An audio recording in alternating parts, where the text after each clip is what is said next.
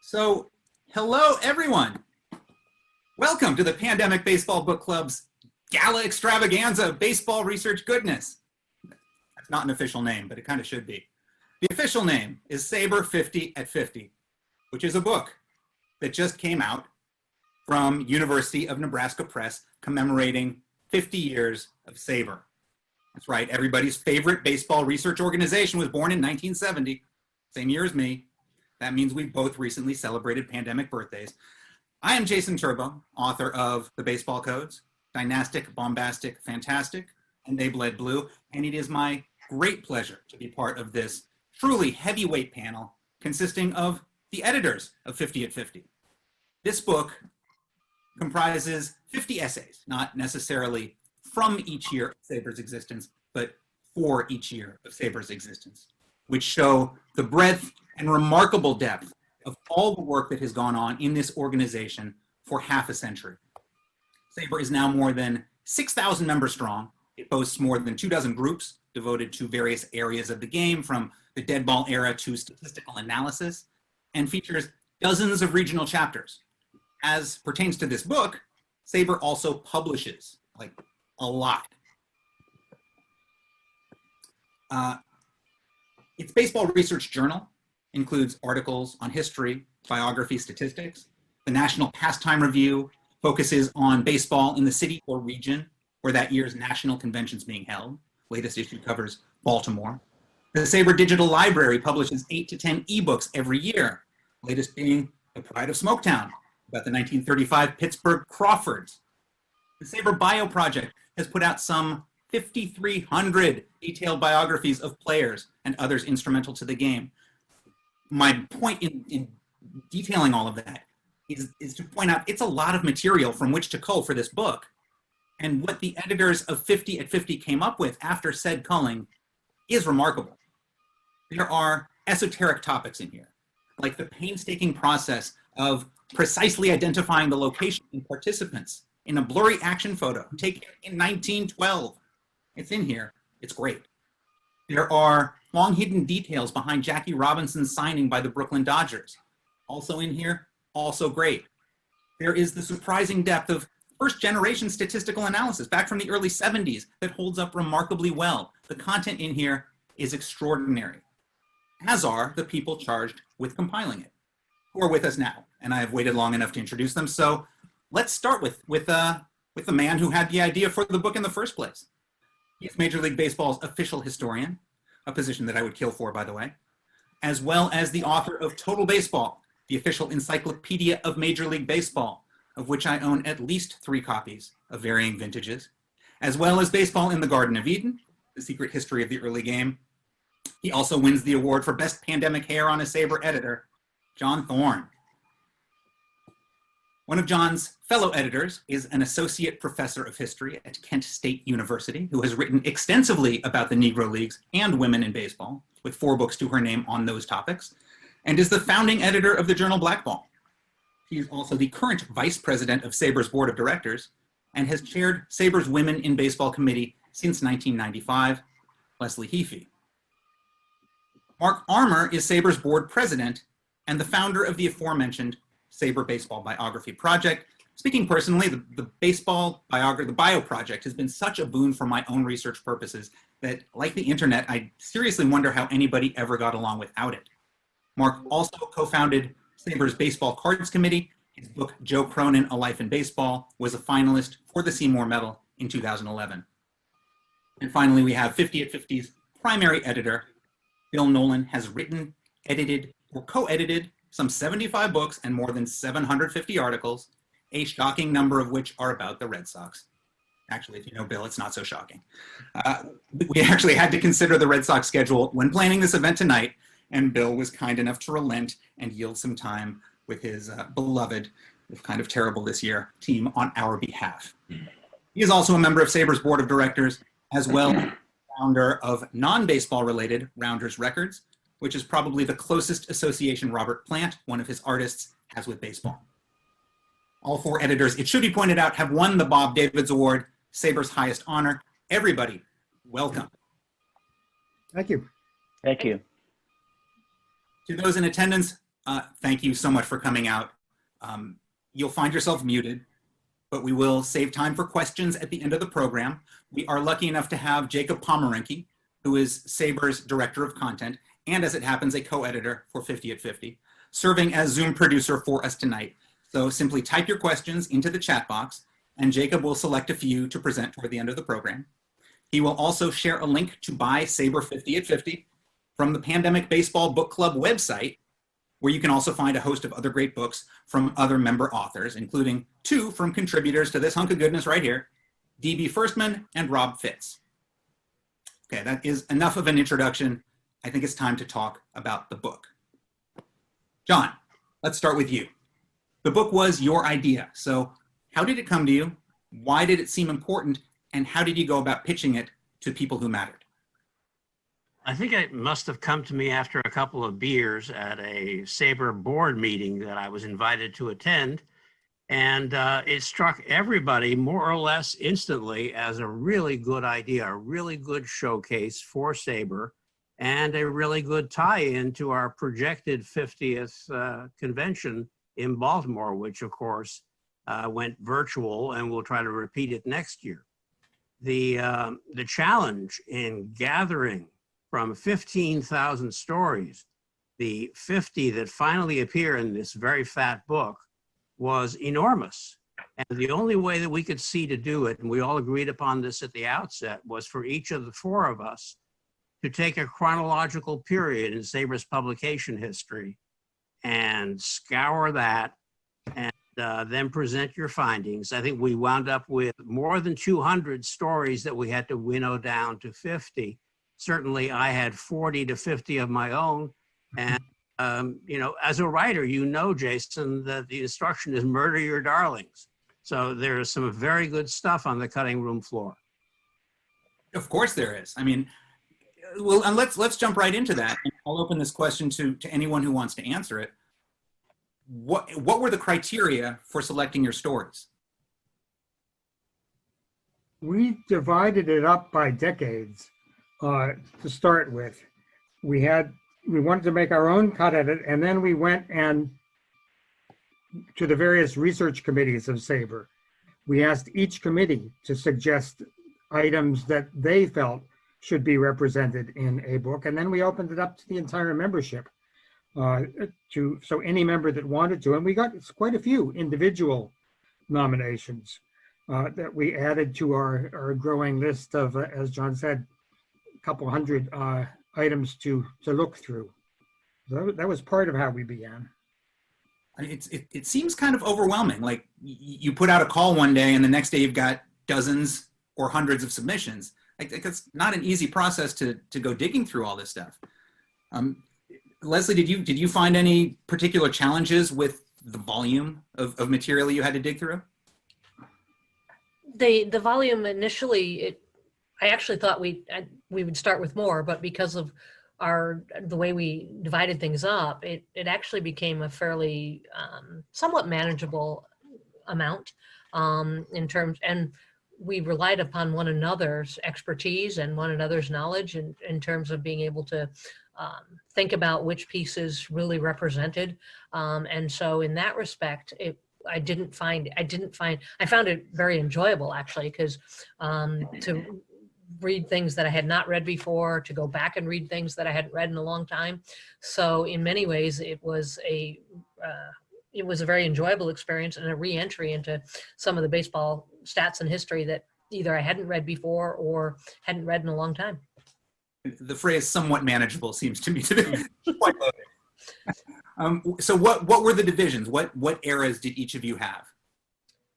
Well, I took the early period, and that's the 70s and 80s until 1990. And then I had the next one, 91 to 2000. Yeah, I had the 2000s, I guess. And I could say, speaking for myself, since I didn't answer the first question, you know, I went through the 30 or whatever main journals that we did in that period, which is the Baseball Research Journal and the National Pastime. And although I agree with Leslie that it was manageable, it also, I cannot state confidently that I didn't miss something that was just as good as these. I mean, there just was so many. I mean, you're asking one person to read the 1995 Baseball Research Journal in I don't know, some amount of time and say, all right, pick out the one or two you think are good nominees. And I'm confident that we got 50 great stories. That's what I'll say. I think, Mark, we had the advantage of having read all this stuff when it came out. So, in my case, reading through the 1980s was a breeze because I knew all those pieces backwards and forwards. Right. Yeah. Well, you were the publications director at the time, so you had an additional advantage. But yeah, no, I mean, it was fun though. I mean, there's no question it was fun. I mean, my view of Saber's publication history, which was a very positive view when I started this project, by the time I got to the end, I was somewhat overwhelmed and quite proud, in fact, of sort of being part of something that put out such extraordinary work, and not just what we ended up in the book, but the stuff that didn't quite make it. Overwhelmed. I had the most recent decade that I worked through. So I was going through the journals, but also the books, because in 2011, we started doing the so-called Sabre Digital Library, and that adds the number of pieces that we had. But we had the backstop of all the research committees giving nominations too. So though we may have missed something in our own personal selection, but then each of the committees was suggesting items that they thought were useful. Good, even. I mean, that's the one nice thing about Sabre is it is effectively one large community, and you can reach from the top to the bottom and utilize expertise all the way down. Right. One question I have is about the makeup of the four of you. I mean, the aforementioned Jacob Pomeranke, as well as Sabre CEO Scott Bush and Sabre Publications Director Cecilia Tan, also served as editors on the project, but the four of you here right now ended up making the final selections. How did the editorial board come together, and collectively, how did it function? Well, I can answer that. John came to a board meeting, and I don't even remember where it was. San Diego, I think. Las Vegas, I think. Oh, you're right. Yeah, it was Las Vegas. Yeah. Yes. It was in Las Vegas. Okay, so we had a board meeting, and John, the three of us were on the board, and John was, I guess, at the winter meetings, maybe? I was at the winter meetings for MLB, and I bumped into you in the lobby. Right. Okay, so John came to the meeting, or was invited to the meeting, and made his pitch. So we had the advantage of, John said, I need a few people to help serve as, or maybe he didn't even volunteer himself originally, but ultimately what happened is Leslie and Bill and I all wanted to do it. So we ended up, maybe not democratically, sort of filling up the slots right within the room and didn't really throw it open to the masses. Forgive us, Sabre. Well, it couldn't have worked if we had done it any other way.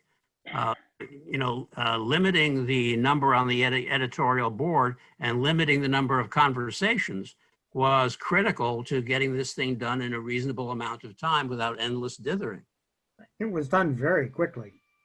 Mm-hmm. Am I to understand, John, that you ran into Mark in a hotel lobby? Yes. Which led to your attending the meeting, at which point you just pitched this giant project because you had it in your back pocket?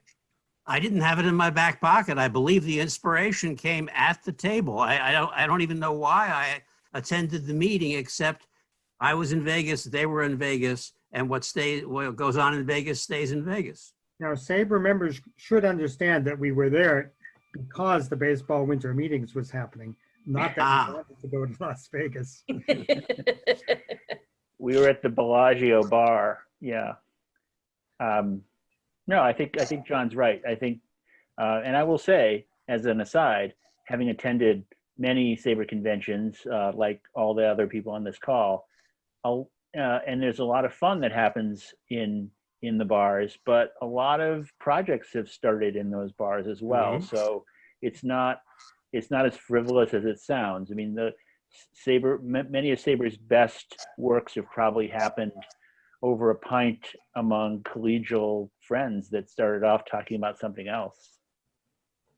I can appreciate that in so many ways. John, you told me earlier that you had to exclude some of your nerdiest favorite entries because the book was intended to appeal to a wider audience rather than preach to the Sabre choir. Right. I mean, we can give ourselves a big pat on the back in reading this book or even flipping through the table of contents. It's pretty awesome that some of the leading lights of baseball history, analytics, research of all sorts have belonged to Sabre and have written for Sabre publications. So we did not have the option. We did not take it upon ourselves to select pieces written by Sabre members for other publications. It had to have been written for the BRJ or the TNP or the Bio Project or one of the other adjuncts. So the idea was that this would be a showcase for Sabre to those not already of the faith. And, you know, we could have had an anthology of nothing but Dick Kramer and Pete Palmer and Jerry Malloy, and, you know, everything they ever contributed to a Sabre publication was great. So we had the further stipulation that there would be no more than one article to represent any one author. Which must have driven some of you crazy because there is so much good stuff out there from multiple authors. How hard did that make the process? But it gave us a chance to have more authors represented. Yes. We also made it easy on ourselves by deciding not to rank the articles. We didn't say this is the best article, Mm-hmm. the second best article, this is the third best article.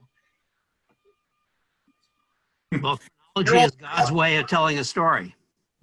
Nor will we reveal which were the first ballot entries and which ones made it. It took 3 ballots before they made the Hall of Fame. Right. But you all will hopefully reveal some of your favorites as we get into this conversation. Speaking of which, I mean, you all came to the table with your lists of favorites, but because they were your personal favorite, it did not necessarily mean that it was, you know, automatically included, although maybe it did. I mean, were there any arguments over what should make the final cut? Did particular editors champion particular articles with particular vigor? Any minds? Having done a variety of projects like this was an amazingly seamless process. I mean, that goes back to, we kind of relied upon one another's expertise and we trusted. And amazingly, we had very few, I mean, I don't remember, unless I'm misremembering, I don't remember really any real content. We didn't have any real issues in terms of coming to our selections. We were in pretty good agreement about what people had chosen and relying upon the idea that they had read what and had made good suggestions. We had a few here and there, but nothing to any, unless I'm I don't remember any real, which was real pleasure. And it also meant we were clearly on the right in thinking about what we were doing and recognizing we had so much to pull from that it was that part was fairly easy. I mean, at the risk of, you know, overwhelming your decree about not mentioning first ballot, second ballot, third ballot, were any stories met with unanimous, overwhelming, enthusiastic approval? I think Jerry Malloy's Out at Home is something that we all agreed was a monumental event in Sabre's history and in Negro League's history and research. And that piece appeared, Jerry had submitted it to me for the National Pastimes debut issue in 1982, but it ran so long that I would have had to exclude too many other authors. So with Jerry's permission, I held it until 1983. And I think it remains absolutely top notch. It's very hard to imagine anybody doing a better job. What can you tell me about that story, John?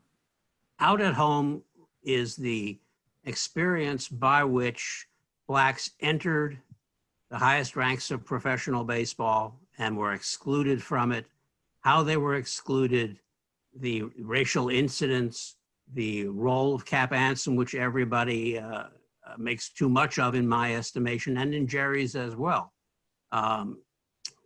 This was a racist time, and America acted in accordance with its character. So Jerry really saw that the exclusion of blacks was a criminal event in baseball history, bad for blacks, bad for whites, and made his case brilliantly. Yeah, Agree. I think we all agree. I mean, you mentioned the idea of length, and yeah, I mean, Jerry's piece was long. I mean, several of these pieces are long.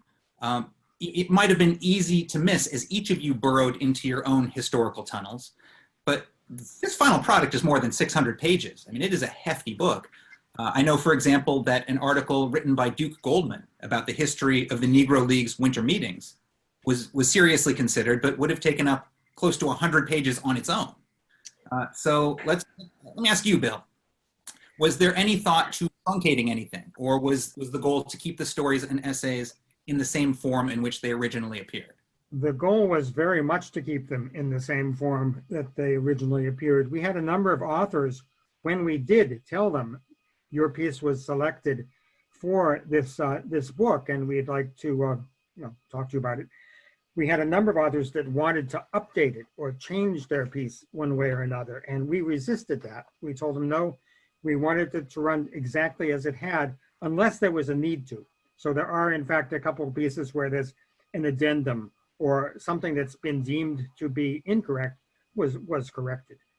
But for the most part, we fended off that kind of wish to improve articles because we thought they were very good to begin with, and unless there was a reason to change it, such as a fact that had changed, we left them as they had been.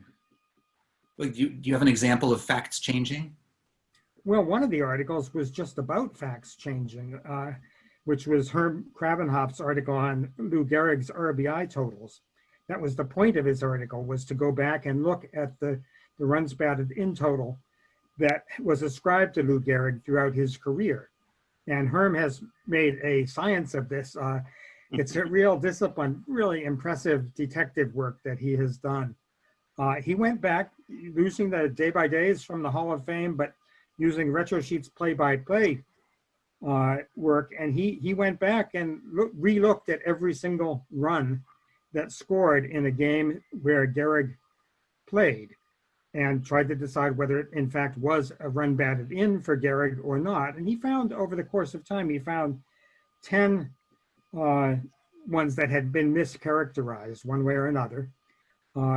Checked them with many other Sabre members. This was not a pure solitary experience with him. He brought in a number of other Sabre members to help. And then his piece was published, I think, in 2011. And he did add an addendum to the book because he had found 2 more changes in the subsequent 8 years. So Lou Gehrig now has, I think it's 1,997 RBIs instead of the 1,990 that it had before, that he had before Herm started his work. Not wishing ill on Herm. Yeah. I will say that it's very convenient to work with dead authors. Well, okay. Herm might have wanted to write the whole thing over from scratch, but his just really impressed me. I'm a big Ted Williams fan, and I knew that in 1949, George Kell had scored, he'd had a batting average that was 1,000th of a point higher than Ted Williams. So Kell got the batting title, and Ted Williams came in second. I knew Herm was a Detroit Tigers fan, and I was a Red Sox fan, so we pitched together and we decided to look at it and decide whether they were accurate. And we found a couple of minor inaccuracies, but in the end, it came out exactly the same. I was hoping Ted could capture the title, but George Kell still has it. Of course. I mean, but stories like that, the RBI record correction, that kind of sleuthing can be found throughout this book. I mean, you've got a story about Hack Wilson's RBI total in 1930, which for many years, which took 17 years to get MLB and Elias to acknowledge. It was crazy. I mean, it took more than a decade to figure it out, And now then it took all that much longer, thanks to Saber. Now Hack Wilson is credited for 191 RBIs. One thing that does show is that baseball record keeping is still a work in progress, and there could be much more correcting to do in Saber's future. So I'll open this up to the panel. How do you see that developing? I think retro sheet is key here, because with the actual play-by-plays, we do have a good check and balance system on the stats as reported, either through the day-by-days or in the Spalding and Reach guides. And I think that retro sheet is in a position, and retro sheet is not Saber, but everybody who contributes to retro sheet, I think, is a Saber member. Dave Smith is represented in this volume. I think Tom Ruane may not be. This and the Bio Project are the two great pyramids in the sands of Giza, right? They are the implausible creations of Saber members. And if you tried to start either one today, you wouldn't do it with any prospect of success. And yet here we are, and it's done. And Mark Armour could speak better to that than I. Well, with that introduction, which I appreciate, I will say that RetroSheet, which I have contributed to a few times in a small way over the years, probably mostly for my own ego. I wanted to be able to put on my grave that I contributed to RetroSheet. So, but I will say that one thing I did steal from RetroSheet is that they started with an impossible goal, which is to create the play-by-play of, or to reenact the play-by-play of every major league game in history. And that's not a goal that they believe that they will ever meet, but nonetheless, it is on the horizon there, and they always have something to shoot for. And in a similar way, we decided that we would do a biography of every player that ever played in the major leagues, and that's a long ways off. And unfortunately, they keep playing games, so the number of bios that we need to write keeps growing.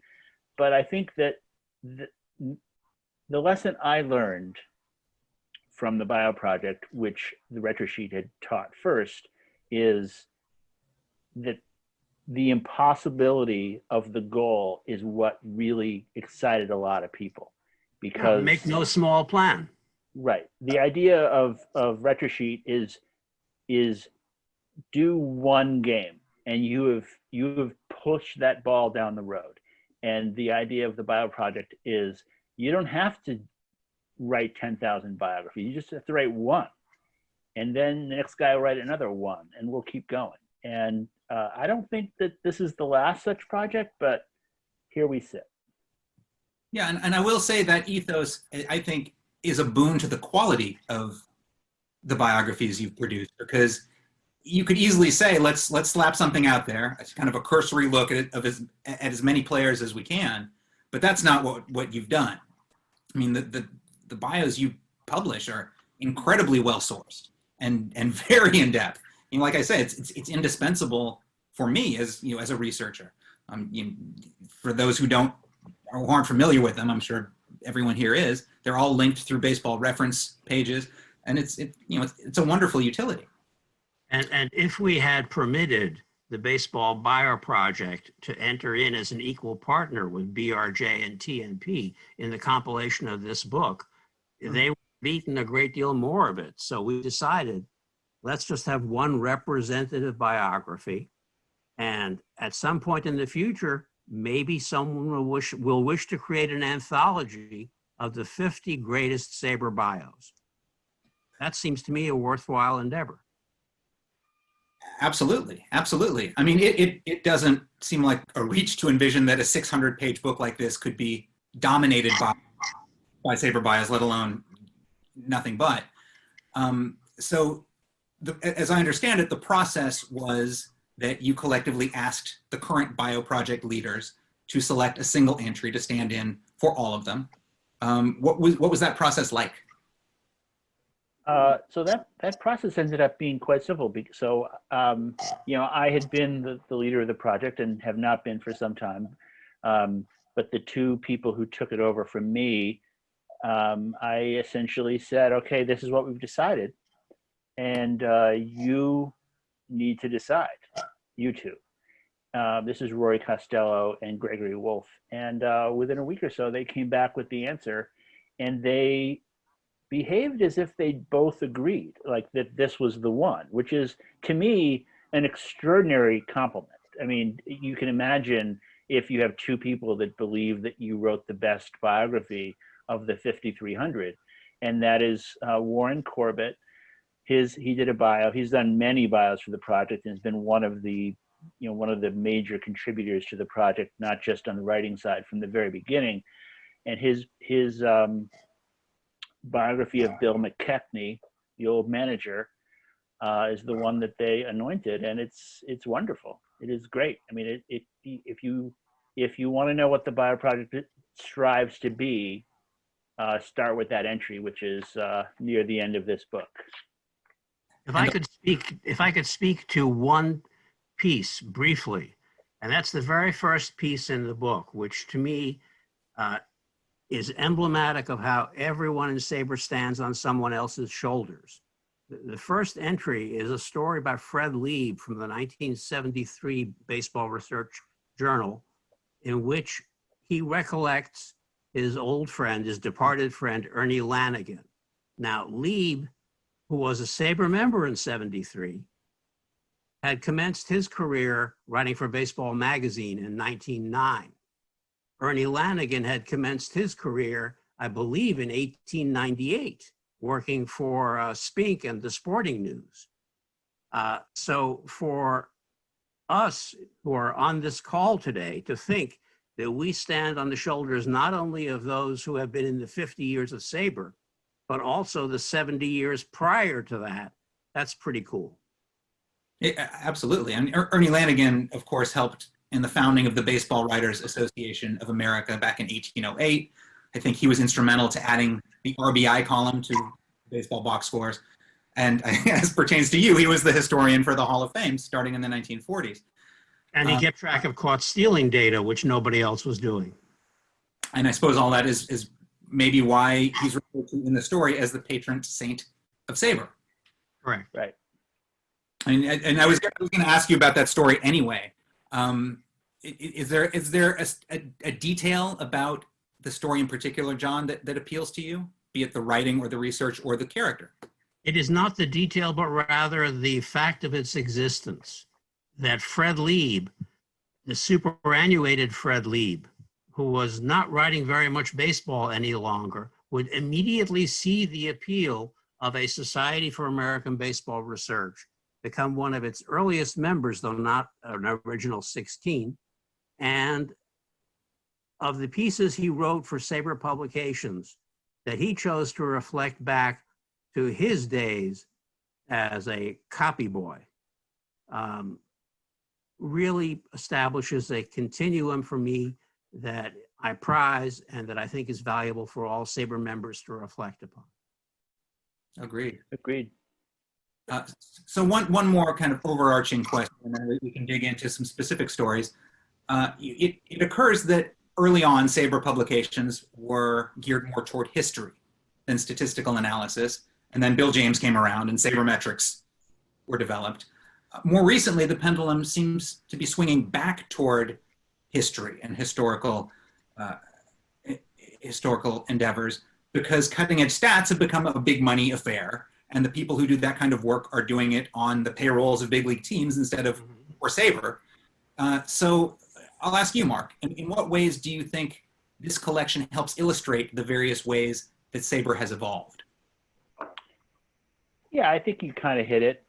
You know, a lot of some of the pieces that we have in here, one of the ones in particular that I was a big fan of that John chose in his culling of the early work was an article that Pete Palmer wrote, which is about the relationship between runs and wins, which ends up, for any modern analyst, were they to read this, they would instantly recognize that this forms the basis for how virtually all player evaluation metrics are done today. which are almost all of them are on the basis of wins, with either wins above replacement or win shares. And Pete was the first person who at least wrote down, probably after conversations with other Sabre members, how one could make this intellectual leap. And I think that if you read some of these early stories, including the one that Dick Kramer did about average batting skill and a few others, you can sort of see the wheels turning on some of these ideas that later became ideas that are now really running baseball operations departments today. And you're right.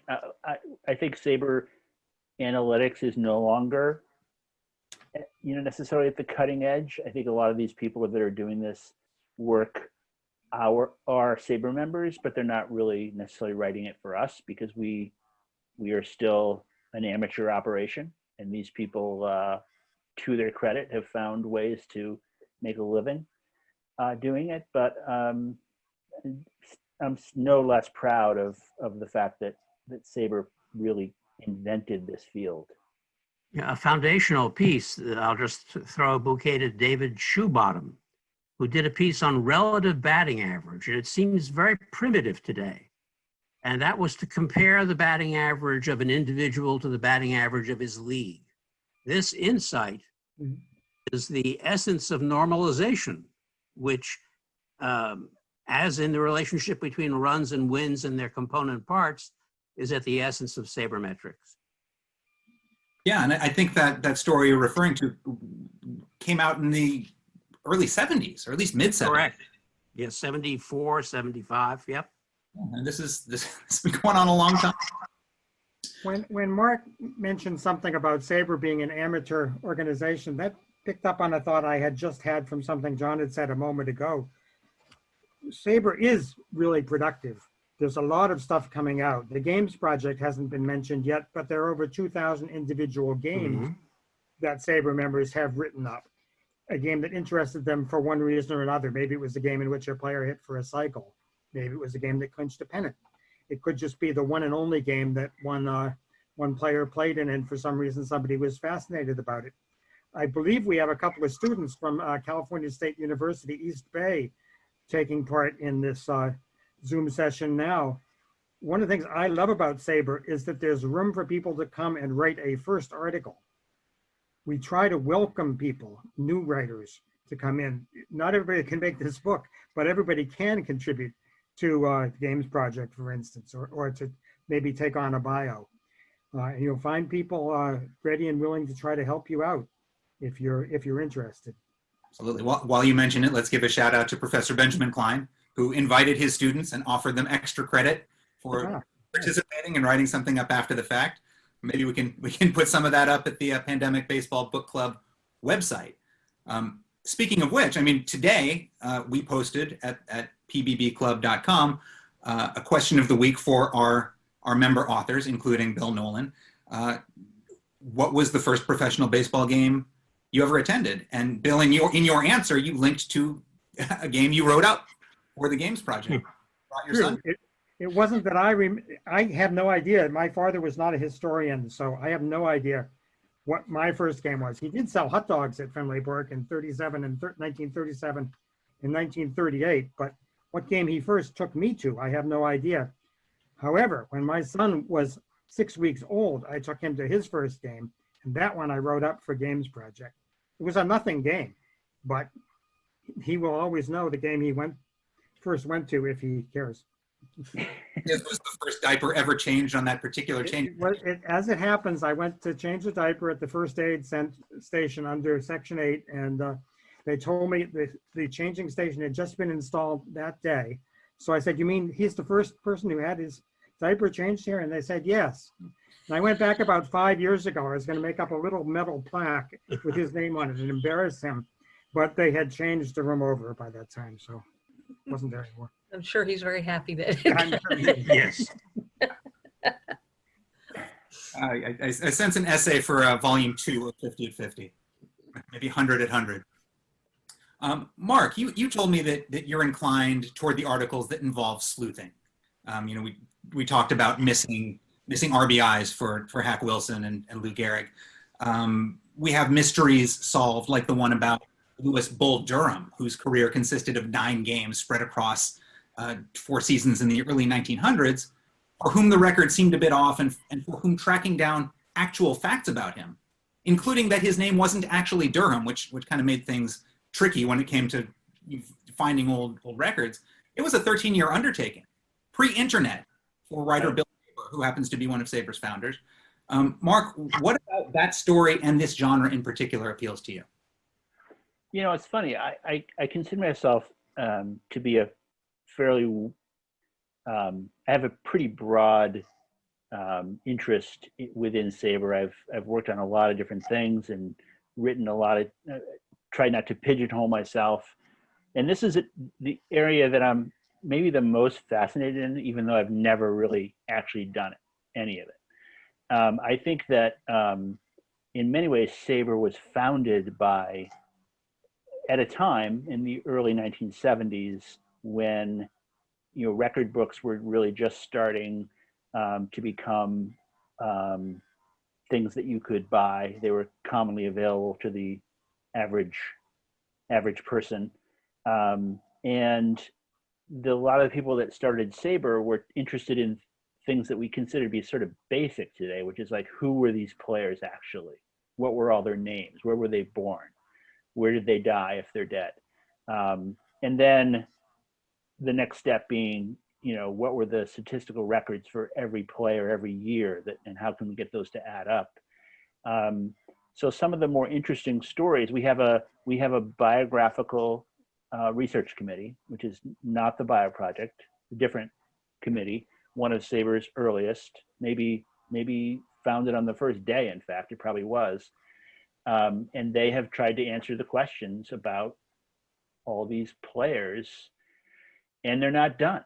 They're close to done, and it's getting harder and harder because they're just down to, I think, less than 100 players, maybe from the Union Association or something, that they have a last name and they're not sure. They presumably the person is dead now since it's been 140 years, but there's no proof that they've died, and they're still kind of working on that. But I've always been interested in the people that take years, in some cases, to try and figure out where this guy ended up.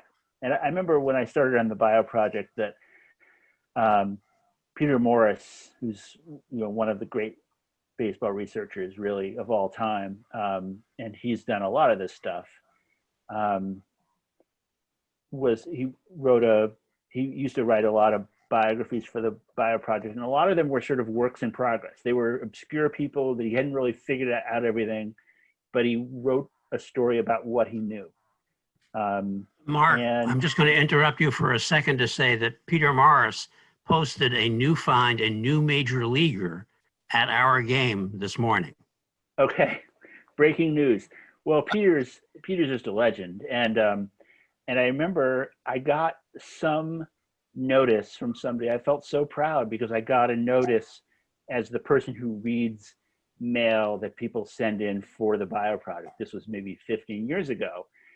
And it was a note about a person that Peter had not been able to discover where he ended up. And this was a person who had found him in Wales. And I wrote to Peter about it, and Peter goes, I can't believe I didn't figure that out. Because there was a connection, like on the wife's side, that she was Welsh. And he was kicking himself that he hadn't, gone to the Wales, down through the Wales rat hole. But anyway, I have a tremendous admiration for that. Not just those people, but the Hack Wilson's RBI and Herb Krabenhoff's work, which is here, and Bill Haber's digging. Bill Haber, who headed the biographical research committee for decades. Right, and all that is just, the Bio Project. I mean, it's easy to say this, but we could, they couldn't have done the bio project 20 years earlier because we had to figure out who the players all were first. And it's nice to sit down to write a story about somebody and the basic biographic information about the person. That's a good start. Yeah, and that's one avenue of the sleuthing. I mean, in this book, you also have kind of the true story of the murder of Ty Cobb's father by Ty Cobb's mother, which for decades was known one way and is now proven to be another way. And this had a deep and meaningful impact on Cobb for the rest of his life. That's fascinating. You've got Dan Levitt uncovering the real story behind Harry Frazee's financial straits that led him to sell Babe Ruth. I mean, there's the sleuthing in here is terrific. And during my intro, I talked about the painstaking task of verifying the details from a game photo in 1912. And Bill, you told me that one spoke to you. Why in particular? Yeah, that just captured my attention when it first was published. And I thought, wow, this was relatively early in my Sabre days. I thought, wow, the kind of work that went into identifying this. I think Mark wrote the introduction to the chapter by Mark Feimoff, and he called him a photographic detective, which he was, working with Tom Schieber, working with a couple of other Sabre members. It was a photograph that was taken, they believed it was at Washington Park in Brooklyn in 1912, and they wanted to try to pin it down. Both books that published it said that they thought that Mordecai Brown might have been the pitcher. They wanted to find out what game it was. But the pitcher was wearing a glove on his right hand, and Mordecai Brown was right-handed. So assuming he wasn't pitching while he was wearing a glove, which I think is a fair enough assumption, they decided it was a left-handed pitcher, probably. And they looked at, okay, which left-handed pitchers for the Cubs, because they knew it was the Cubs, pitched at this ballpark in this year, and they narrowed it down to 3. Then they looked at the outfielder in the background. You could see that the center fielder was also, I believe, right-handed. And so then they were able to narrow it down a little bit more. And eventually they figured out, they verified the year by contemporary newspaper photographs in the Brooklyn Daily Eagle, comparing them to this photograph. Okay, this was definitely 1911 or 1912. Then they were able to pin it down to 1912, and they just kept narrowing it down. Detective work. I mean, the process of finding the ballpark, there's schematics included in this book, and figuring out, confirming that it is where they thought it was, and then comparing the ads on the outfield wall from one year to the next. Lots of details. It's all fascinating stuff if that's your bag. Yeah. One thing I remember from our narrowing it down was that we had several other, or at least a few other, finalists that were other articles like this. And I remember there's a guy who many of your listeners may remember outside of Sabre named George Michael. He had a famous sports talk show. I think it was called Sports Machine, right? And he became a real interested in this kind of thing. And he was a Sabre guy and went to several conventions and gave talks about it. And he wrote a number of articles in the Baseball Research Journal just like this, where he started with a photo and he tried to figure it out. And a lot of his stuff was just great. I think ultimately we just decided that we can only have one like this, and we picked this one. And I'm sure that's understandable, but also probably much easier on the editors who had to lay this book out afterwards, who probably were annoyed by the number of figures we had already. And it probably that baseball photography, Mark Feimoff's article was probably very difficult to lay out compared to the textual ones. Yeah, kudos to the layout artists. Yep. Shifting gears for a second, Leslie, let's talk to you. Given your position with Sabre's Women in Baseball Committee, you were a natural to shepherd the story on the history of the all-female Colorado Silver Bullets team from the 1990s. Can you tell us a bit about it, and mostly what spoke to you about that story? So for me, it was a story that had not been told, and I'm always interested in those kinds of ideas. It was one of the very first things ever written about the Colorado Silver Bullets, and so a story that, in my estimation, needed to be told. And so looking at it more as a piece that kind of broke new ground, and still not a great deal more has been written about the Colorado Silver Bullets. We're working on a piece right now that's going to add to that, but and of course, it looked at the Colorado Silver Bullets in a way that asked, it wasn't just a, here they are, here's who they are kind of approach. It was asking some serious questions about how this happened and could this be successful, and why did they come to be, and why did they fail, and what were the, and so it wasn't just okay, here were all the players, and so it went beyond that and asked, I thought, some important questions. And so it appealed to me on that respect, in bringing up something that isn't often talked about.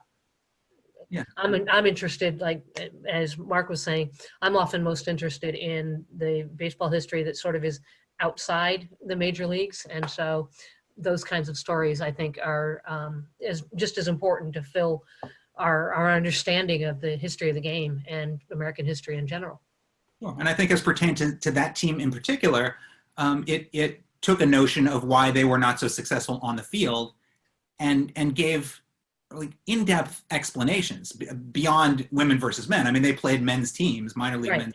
Yeah, well, it made it very clear that that wasn't the only issue. It would talk to, and then I think that's an important message, the idea of the question of sponsorship and bringing out the fans and challenging an understanding of the game that most people have, which was they expected to come out and see men play baseball and women play softball. So overcoming all of those different kinds of ideas.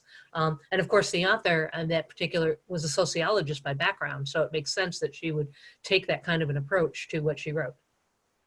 Fantastic. I mean, that's not the only female-centric piece in the book. Leslie, you yourself wrote a story about professional women umpires, but rather than direct the first question about it to you, I'd like to ask Bill about it because he is the editor who selected it.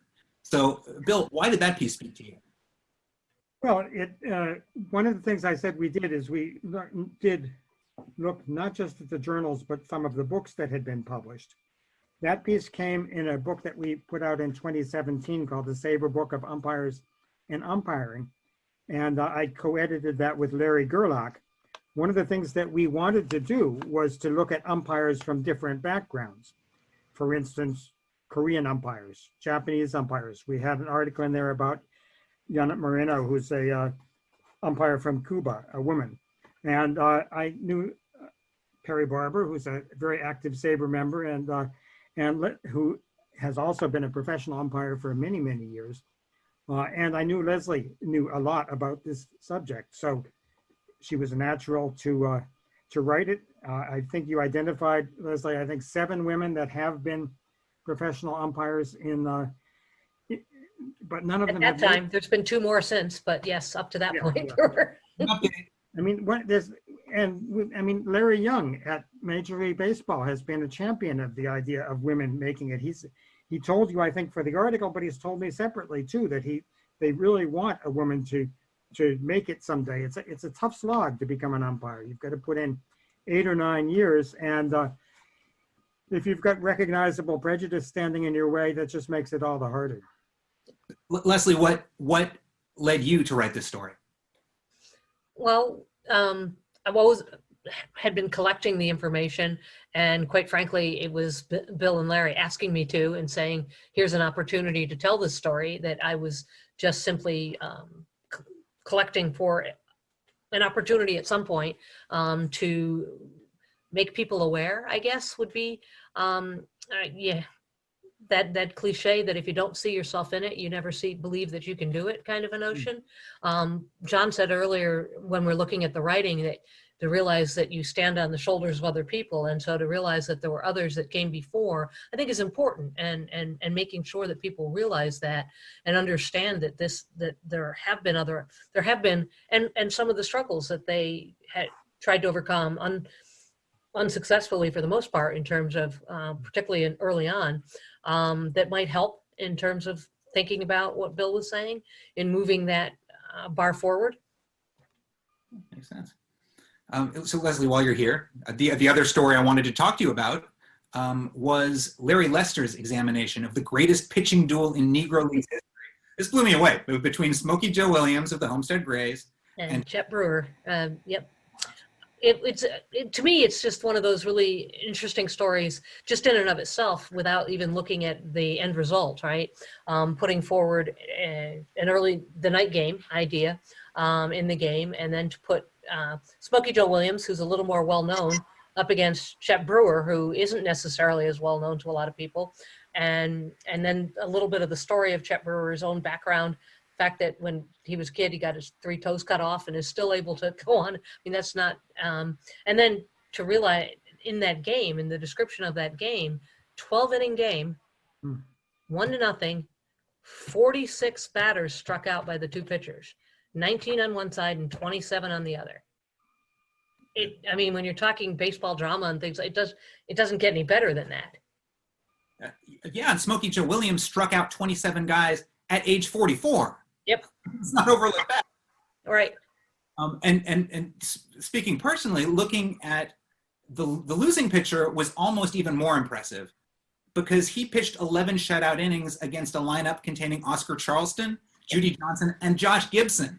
And he's the young guy. He's the new up and comer who hadn't, and so to some degree he had something to prove, and he certainly more than held his own against the future Hall of Famer Smokey Joe. Absolutely. It's a great write-up. One of my personal favorites from the book is a missing chapter from one of my other favorite books, The Glory of Their Times, Lawrence Ritter's amazing oral history of early century ball players. So Ritter conducted this interview with an old player named Marty McHale, who pitched from 1910 to 1916. Too late for inclusion in his book, which was published, I think, in 1966. John, you somehow got hold of it, edited it for the first edition of Saber's National Pastime Review back in 1982. How did you come across it? Well, I was friends with Larry, and I knew that he had this and the George Gibson and a couple of other interviews that he had done in the same time frame as the ones that appeared in the 1966 book, but he did not have the time to edit them into shape. People think that Larry turned on the tape recorder and walked out of the room. That's not the way The Glory of Their Times was created. It was not mere transcription. It was artful shuffling, so that something that a player might have said at the end of the interview turned out to be the thing that would open the interview. Everything got mixed up artfully. The Marty McHale piece, which I had the good fortune to read in manuscript, struck me as wonderful. And Larry said, look, I don't have the time to do this for the National Pastime debut issue, but if you want to use it and you're willing to do the edit on it, I trust you to do it. So I printed out the interview and cut it into pieces representing sections of McHale's interests in life, and laid it all out on the floor of my office, and then gathered up the pieces section by section. So what now reads seamlessly as if it were Larry Ritter talking to Marty McHale is really a jigsaw puzzle of a piece. I'm very proud of it. I'm very pleased with it. And I was honored that Larry thought enough of my editing skills to give me free rein on it. Yeah, and you can tell. I mean, it's such, there's nothing like the feeling of realizing there's more to this great thing that you've known so well for so many years. Holy cow, there's a whole other chapter here. And it reads seamlessly, like you said. And it sounds like you have a whole new appreciation for what Lawrence Ritter did with that book. Absolutely. And all of the other unedited interviews came into the, I think, 1984 reprint of Glory of Their Times.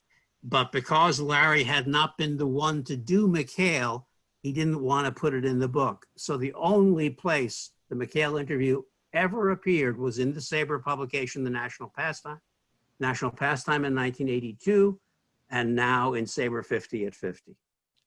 Excellent. I've got one more question about the specific article, then we'll open it up to some of the questions that are coming in through the chat function. John, I'll keep it with you. You helped with Jules Tygel's piece on the little known background behind Jackie Robinson's signing with the Dodgers. I want to get this in because it is so important.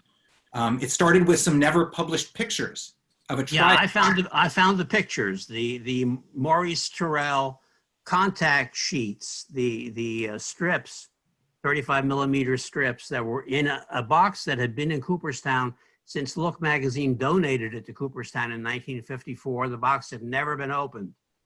While I was there in maybe 1987 or 88, we opened it, found this stuff. It was so intriguing because Jackie Robinson is running around the bases wearing a Royals uniform, and it is not the Montreal Royals. So what team was this?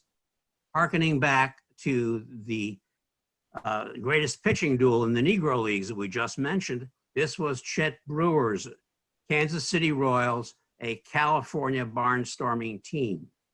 And Jules picked up on all of the West Coast elements of the story. I went to the Library of Congress where the Branch Rickey papers had just been opened for researchers' use and found the rest of the story, which was basically that Rickey had never intended for Robinson to be the sole pioneer. His hand was forced. He had intended for Robinson to be joined by Sam Jethro, Campanella, Partlow, Wright, and later on, perhaps the next year, Newcomb. This is a great story, and when I presented it to Rachel Robinson, she was stunned. She had never heard this, and yet she was unsurprised at Ricky's solicitousness, not wishing for Jackie to bear the burden all by himself, though eventually he did, and no one could have done it better. Yeah, I'm glad I asked you about it. All right, I'm going to open up this chat function and see what is here. I'll open this up to any one of you four who want to answer it. What is it about baseball that makes a grassroots organization like Sabre exist and thrive for 50 years compared to other sports where they might exist but are much smaller? I could leap to that to say it's because it's a stop-action sport, and because it gives the ability to pause and contemplate each of the discrete elements. It's easier to record not only on paper, but also in the memory. Baseball sticks in the memory in the way that basketball and hockey do not. And really football does not, because it's just huddled masses with only 3 or 4 people touching the ball out of 20. There's a one-on-one battle that occurs between the pitcher and the batter. Everybody else is in motion, perhaps, especially with the shifts going on, but much of it comes down to a one-on-one. Yeah, there's actually a football research organization as well. The PFRA, yeah. PFRA, which has been around almost as long as Saber has been around. And but they don't have the kind of foothold that Saber has and never have. And I think that speaks, even though I think we would all acknowledge in this room that baseball is surpassed or has been surpassed by football as the most popular sport in America. It is not. I would disagree with you, Mark, but go ahead. Okay, you have to. But no, I'm not here representing Major League Baseball. Okay. But it clearly cannot compete to baseball amongst sort of serious students. Well, I think there's also an element for a lot of people that baseball has a connection to your past. It has connection to people's own growing up and opportunity that other sports don't have. People will reminisce about playing baseball with their father or their mother and going, as Bill said, even something like Bill was talking about earlier, taking your son to his first baseball. You still remember that, and you thought there's a connection, there's an emotional connection often for people, I think, that isn't present with other sports in quite the same way, that I think also adds to the continued interest and allure of the sport. But go ahead, Bill. For our generation, I wonder 20 or 30 years from now if that'll be true, though. Because you don't see kids. I used to go play baseball just for fun after school. You don't see kids doing that anymore. Yeah, my son just walked in from baseball practice, so he's got that on his favor. But it's not just for fun. He's on a team, and that's how they do it these days. Question from Peter Croft. What is the greatest obstacle you guys have encountered in your research? And I'll add to that, obstacle that you've overcome, and in what way did you overcome it? I can speak for myself.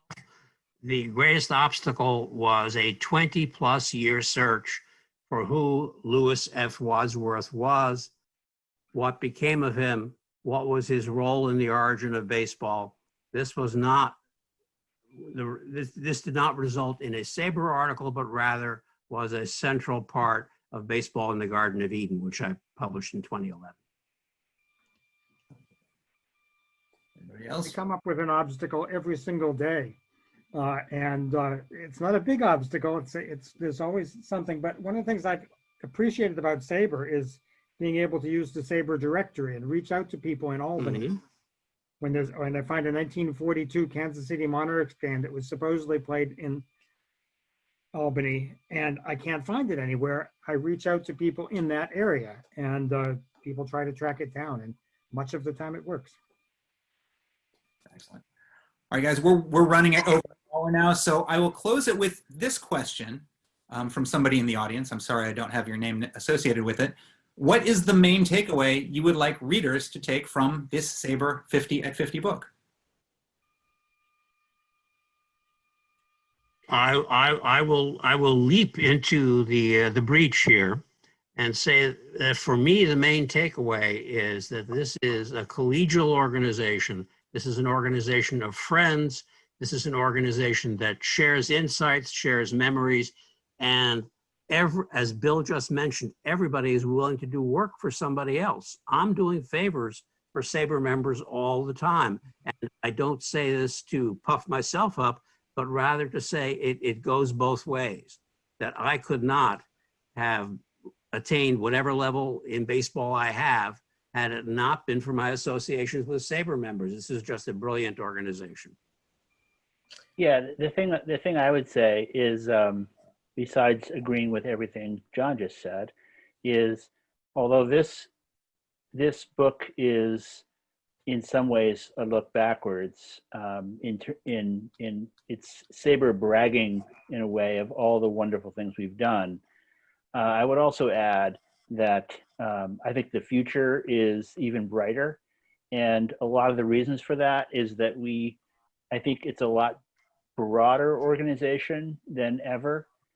We have committees and people that are interested in writing about a lot of areas that have not been as much written about as we've done such a great job of in the past. So not sure I'm going to make it another 50 years, but if there was another volume of this, there probably would be more stories about women in baseball and Latin American baseball and even the Negro Leagues, which we've done a fantastic job of for a long time, but there's still a lot more to be done there probably than there is in 20th century major leagues is although still our bread and butter, it's getting harder and harder to find the nuggets there, whereas we're finding them every day in some of these less written about places. So there's a lot more to do, and we need a lot of help. So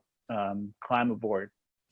And I would just add, I mean, for me, it's a little bit of a different, it's just the depth and breadth of the knowledge that is present within Saber. I mean, that is shown with that you could reach out. I always say within Saber, if you've got an interest in any aspect of baseball at all, you're going to find somebody else who can share that with you and knows something about. And I think that is shown to a great level in this book. And for us, it's clear in this book that the past is a living thing. It's not something that we yanked out of a file drawer.